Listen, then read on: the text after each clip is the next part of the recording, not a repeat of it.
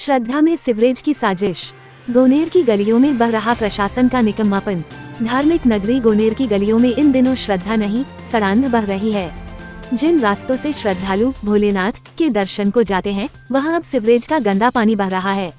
ये सिर्फ पानी नहीं, प्रशासन की लापरवाही और सिस्टम की सड़न का जीता जागता प्रमाण है। 1.5 साल से उफन रही सीवरेज, प्रशासन बेखबर। गोनेर के कई मोहल्ले पिछले 1.5 साल से नरकीय जीवन जी रहे हैं। गलियां गंदे पानी से भरी हैं, लोगों के घरों की नींवों में नमी घुस चुकी है और बीमारियां अब दहलीज लंघ चुकी हैं।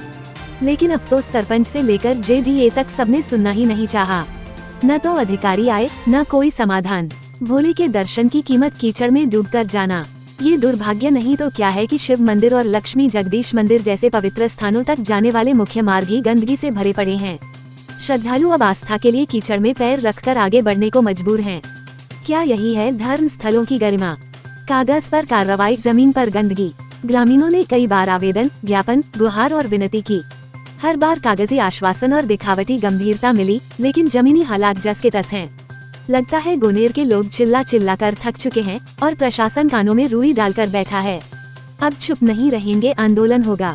ग्रामीणों में अब गहरा आक्रोश है। लोग कह रहे हैं कि अगर जल्द हालात नहीं सुधरे तो सड़क पर उतरकर आंदोलन करेंगे। ये सिर्फ नाली का गंदा पानी नहीं, ये लोगों की सहन शक्ति का आखिरी किनारा है।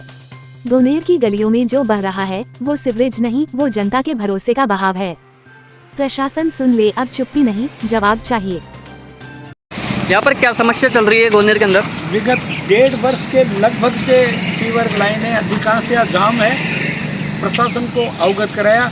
विशेष तौर से इस समय जहाँ हम खड़े हैं, ये प्राचीन शिव जी का मंदिर है। अधिकांशतः ग्रामवासी शिव जी के जल चढ़ाने के लिए, आराधना करने और तीर्थ यात्री भी यहाँ सहस्त्र घट करने के लिए श्रावण भादवे बरसात के मौसम में उपस्थित रहते हैं। प्रशासन को हमने कई बार अवगत कराया, जनप्रतिनिधियों को दी, कार्यकारी अधिकारी जेडीए को दी, स्थानीय प्रशासन को दिया, लेकिन सबकी आंखें बंद है। और आज ये स्थिति है कि मंदिर के आगे एकदम ये पानी भरा है, मलबा सीवर से बाहर निकल रहा है। आगे कई मोहल्लों में भी यही स्थिति है, उनके निकलने की स्थिति नहीं है। खाना खाना तो मुश्किल, उनके घरों में जाना भी मुश्किल है।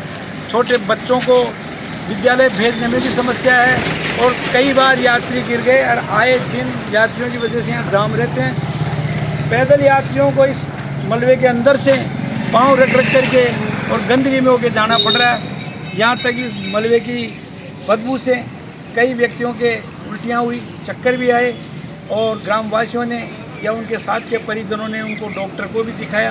प्रशासन से बार बार अपील करी, लेकिन प्रशासन ने उस पर कोई ध्यान नहीं दिया। हमने मांग करी कि जेडीए के जो सीवर ठेकेदार हैं उनको कहा, संबंधित एरियन एक्शन को अवगत कराया। अब वो समस्या बता रहे हैं कि जेट मशीन आए तो काम हो।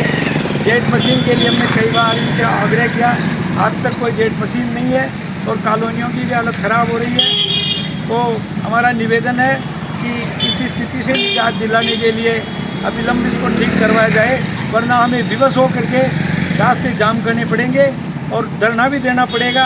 क्योंकि इसके लिए हमने पूर्व में जेडीए आयुक्त को भी ज्ञापन दिया, स्थानीय थाना शिवदासपुरा को भी दिया, लोकल प्रशासन को भी दिया।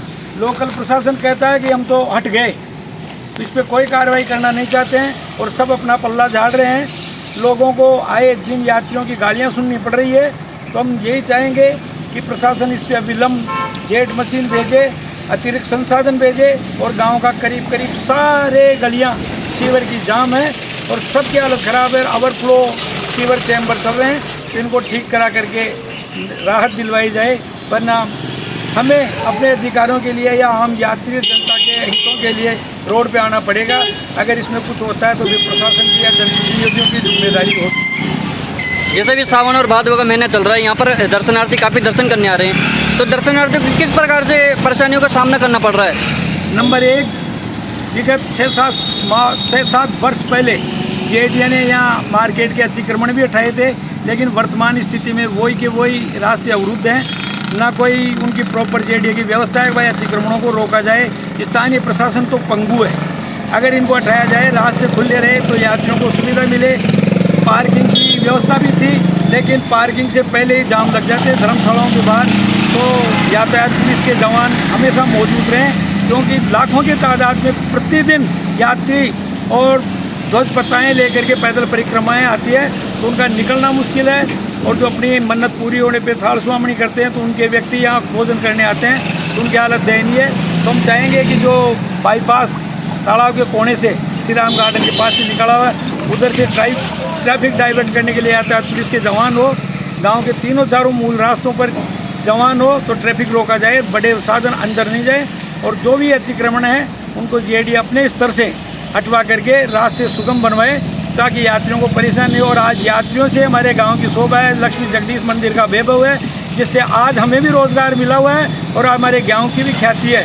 तो जेडीए से आग्रह है कि जिस प्रकार पूर्व में एनक्लोजमेंटों को हटाया, नियंत्रित किया, उस प्रकार अपनी नियमित मॉनिटरिंग करे। 8 दिन में, महीने में लोकल जेडीए की गश्त आती रहे ताकि यह अतिक्रमण रोका जा सके।